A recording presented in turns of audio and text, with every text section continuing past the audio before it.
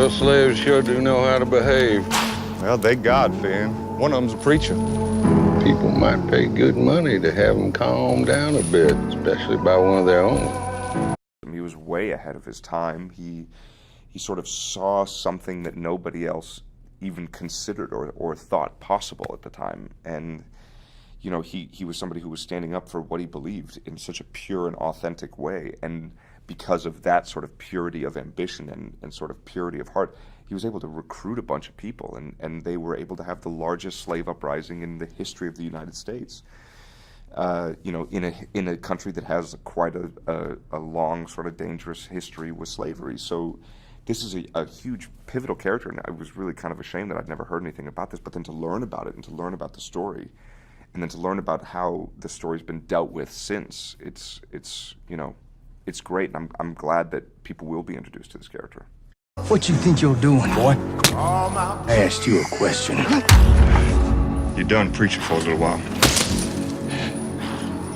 Learned your lesson, boy? Oh, yes. I've learned.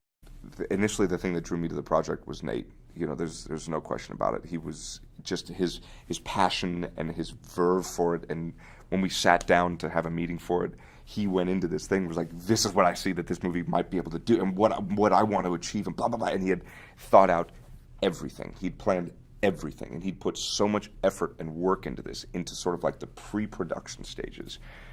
But not only that, he knew how he wanted to shoot every single scene. He knew how he wanted to capture every single character. He knew how everything was going to go, because he'd done it like a chess game in his head so many times before. What could possibly go wrong? How would I deal with it? Blah, blah, blah, blah, blah.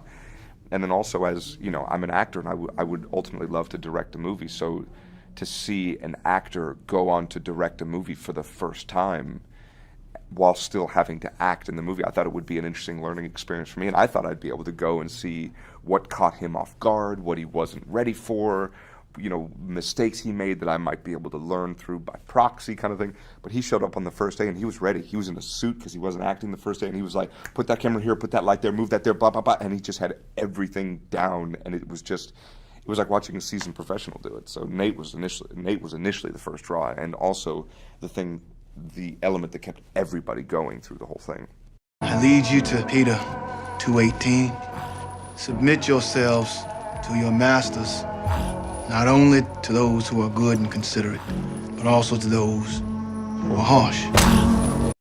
The sort of one unifying thing that kept everybody focused and kept everybody committed on set every single day at every moment was, I mean, it was probably twofold. It was the fact that we were telling a story that was sort of very dear and very precious and very powerful at the same time.